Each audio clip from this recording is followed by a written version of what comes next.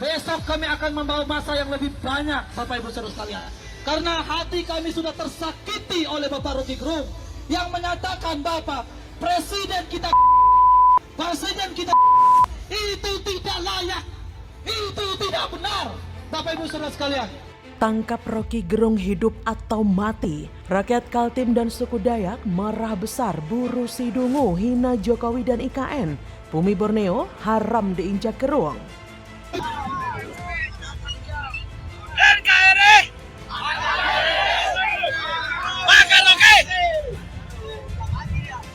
Halo, selamat datang di channel Redaksi Jurnal bersama JJ.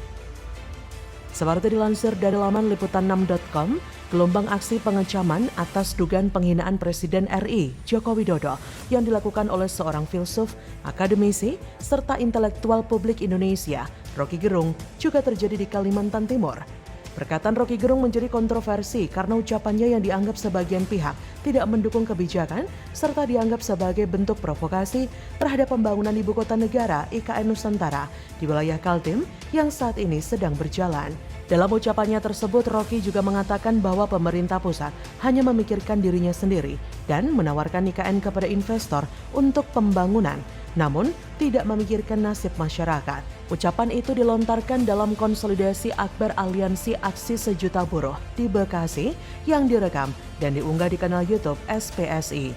Acara itu merupakan konsolidasi menjelang aksi demo akbar 1 juta buruh di Jakarta 10 Agustus 2023 mendatang.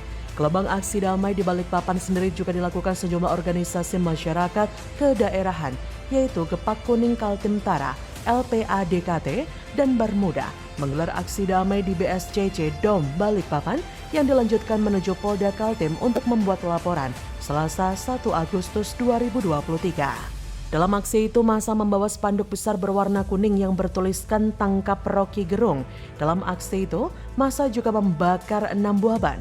Di tengah kobaran api itu, massa meletakkan poster bergambar Rocky Gerung. Kata salah seorang orator aksi, kami meminta aparat kepolisian menindak tegas Rocky Gerung. Kuasa hukum Gepak Kuning Lutfi menegaskan latar belakang aksi ini atas viralnya pernyataan Rocky Gerung yang menyatakan bahwa Presiden bajingan tolol yang di dalam narasinya berkaitan dengan pembangunan IKN di Kalimantan Timur. Ia berkata, ini sangat menciderai kami khususnya masyarakat Kaltim yang dalam hal ini rasanya sama pedihnya dengan apa yang disampaikan Edi Mulyadi terkait Kaltim tempat jin buang anak. Ketua Gepak Kuning Kaltim Utara, Suryansyah, memperlihatkan bukti laporan kepada Rocky Gerung di Polda Kaltim. Terdapat 3 tuntutan dalam aksi itu, yaitu tangkap Rocky Gerung, adili Rocky Gerung, dan penjarakan Rocky Gerung. Ia berkata, setinggi apapun pendidikan kamu, apapun gelarmu, tidak ada yang boleh bebas berbicara apalagi sampai membuat gaduh negeri ini. Apalagi untuk Kaltim yang sedang ketiban bulan dengan adanya IKN di PPU yang hal itu dinarasikan untuk menggagalkan IKN. Sementara itu, Ketua Gepak Kuning Kaltim Utara Suryansyah menegaskan tak setuju dengan pernyataan Rocky Gerung terkait provokasi soal IKN dan pemerintah. Gelombang demonstrasi memprotes pernyataan Rocky Gerung oleh sekelompok masyarakat di Balikpapan kembali bergulir Rabu 2 Agustus jam 10 WITA. Lokasinya tepat di titik persimpangan Tugu KB Balikpapan, Kelurahan Sepinggan Balikpapan Selatan. Peserta merupakan gabungan dari sejumlah anggota ormas. Terlihat dari seragam serta atribut yang mereka kenakan, seperti sebelumnya mereka secara bergantian melakukan orasi melalui pengeras suara dengan berdiri di bak mobil pickup. Sebagian mereka membentangkan spanduk berisikan tuntutan mereka serta dibubuhi foto wajah Rocky Gerung. Tulis salah satu banner, tangkap Rocky Gerung hidup atau mati. Bumi Borneo mengharamkan Rocky Gerung menginjakkan kaki di Borneo selamanya.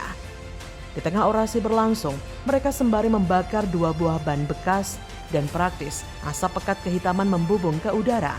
Memasuki pukul 11 WITA, unjuk rasa ini terpantau masih berlangsung secara kondusif. Di sisi lain, puluhan massa yang tergabung dalam Forum Ormas Kebangsaan Kalteng berkumpul di depan markas Polda Kalteng, Jalan Cilik Riwut Kilometer 1, Kota Palangkaraya, Selasa 1 Agustus. Bambang Irawan selaku koordinator aksi mengatakan Rocky Gerung telah menghasut publik dengan cara menghina presiden. Mereka mengutuk keras pernyataan Rocky yang dinilai menggunakan kata-kata di luar kepantasan dan menyerang martabat ataupun kehormatan presiden sebagai kepala negara. Bambang melanjutkan, pihaknya menghormati setiap perbedaan pendapat dalam negara demokrasi. Akan tetapi, hal yang disampaikan Roky Gerung dinilai sudah masuk delik penghinaan kepada presiden. Mereka mendesak Roky meminta maaf. Bambang berkata, jangan mencela presiden dengan cara-cara yang tidak beradab.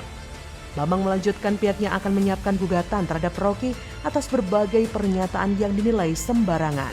Bambang menambahkan pernyataan Roky juga sudah menghina dan mengejek serta menginjak-injak presiden yang telah ditetapkan melalui proses demokrasi.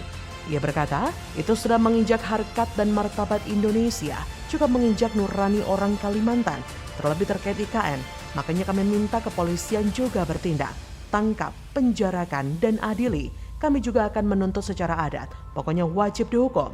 Apakah ini akhir dari si Dungu? Bagaimana menurut Anda?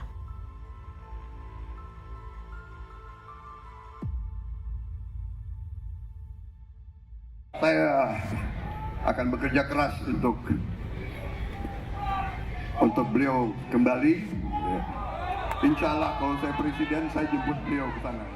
Pernah dukung lalu lepeh Prabowo, kini Rizik Syihab dan pasukan kadrun dipastikan dukung Prabowo di 2024. Denny Siregar, kasihan Anies tidak didukung kadrun, bosnya jelas nih. Nah, urusan Capres dan Cawapres, urusan Pilpres 2019 kan sudah selesai, sudah finish.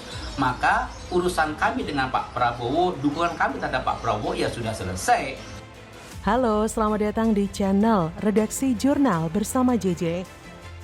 Ketua Umum Front Persaudaraan Islam FPI Habib Hanif Alatas sempat menyinggung soal arah dukungan pentolannya, yaitu Habib Rizik Syihab di Pilpres 2024. Apakah akan kembali mendukung Prabowo Subianto seperti Pilpres 2019 lalu atau tidak? Hanif mengungkapkan kalau dirinya kerap dilemparkan pertanyaan mengenai hal itu. Hanif lantas menjawab, untuk urusan memilih capres, dirinya akan mengikuti satu orang, yaitu keputusan Habib Rizik.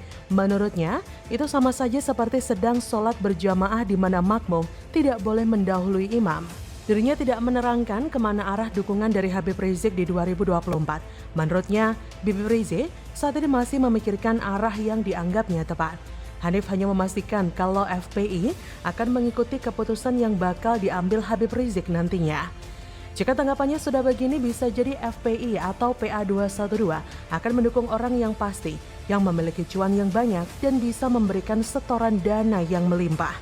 Jika memang sudah begini, bisa jadi Anies bukan pilihan yang tepat. Apakah ini bukti Anies ditolak FPI dan lebih memilih Prabowo sebagai Capres 2024? Ya bisa jadi, karena kalau memilih Anies cuan-cuan itu tidak akan keluar ya, sebab Anies kan nggak punya duit.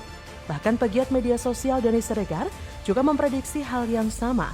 Menurut Denny, perkiraan orang-orang salah besar jika Rizik dan PA212 itu pindah ke Anies.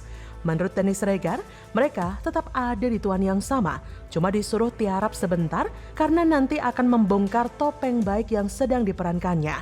Nah, apa yang disampaikan Denny Siregar itu sebagai pertanda bahwa FPI, PA212, dan kadrun bakal lebih memilih Prabowo daripada Anies. FPI menurut menantu HRS disebut tidak akan mendukung Prabowo lagi karena dianggap berkhianat dengan bergabung ke pemerintah sebagai menteri. Jangan bodohi masyarakat lah. Mungkin memang mereka bakal dukung Anies, tapi Anies tetap bakal kalah. Itu pun ada rumor Anies bakal nyapres karena koalisi tidak solid. Katakanlah Anies gagal nyapres atau kalah. Siapa yang bakal FPI dukung selanjutnya? Prabowo kan? Apalagi logistik dan sumber daya dari kubu Prabowo sangat gede loh, melimpah. Masa nggak ngiler? Lagi pula, apa mau mereka dukung Ganjar? Kita aja males dan ogah mereka dukung Ganjar. Bikin rusak nama baik aja.